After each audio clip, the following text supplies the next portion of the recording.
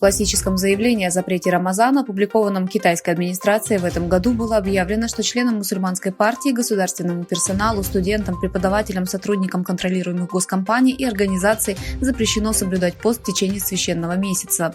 Уйгурское движение в ответ на запреты призвало исламский мир принять меры в этот Рамазан в связи с продолжающимся геноцидом уйгуров. Уйгурское движение желает, чтобы этот Рамазан вдохновил всех объединиться в знак солидарности с уйгурской общиной и потребовать справедливости за зверства, совершенные в Восточном Туркестане, говорится в пресс-релизе организации.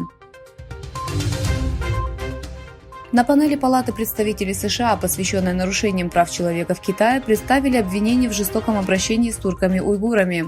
Комитет, состоящий из конгрессменов-демократов и республиканцев, представил утверждение о том, что Китай осуществил геноцид против турок-уйгуров и других этнических меньшинств в Синьцзянь-Уйгурском автономном районе. Приглашенные комитетом уйгурские народные представители, американский поверенный Нури Туркель, сотрудник Мемориального музея Холокоста в США Наоми Киколер и Адриан Зенц, немецкий исследователь, изучавший документы о концентрационных лагерях в Синьцзяне, также дали показания о нарушениях в Китае. Наоми Киколер, изучавший геноцид, сказала, что рассматриваемые лагеря совершенно точно были местами, где угнетали мужчин и женщин уйгурского происхождения.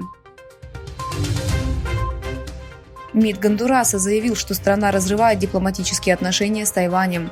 Глава внешнеполитического ведомства республики уже уведомил об этом решении тайваньскую администрацию.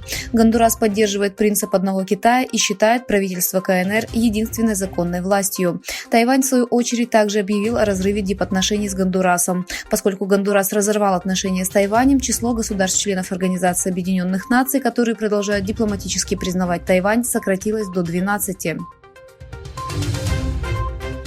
Генеральный директор Apple Тим Кук отправился в Пекин для участия в китайском форуме по развитию. В 2023 году исполняется 30 лет со дня начала деятельности Apple в Китае. Отмечая годовщину, Кук сказал, что компания росла вместе со страной на протяжении многих лет.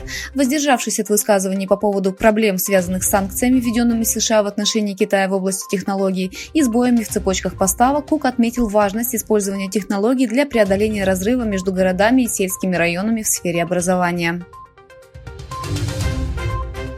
США и Европейский Союз провели двухдневные военно-морские учения, основанные на стратегиях сторон в отношении Китая в Индо-Тихоокеанском регионе. Председатель Национального собрания Чехии Маркета Пекарова-Адамова посетила Тайвань, находящийся в конфликте за суверенитет с Китаем.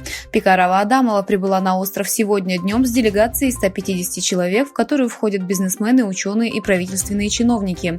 Чешскую делегацию в аэропорту встретил председатель Законодательного собрания Тайваня Ю Си Кун и министр иностранных дел Джозеф Ву.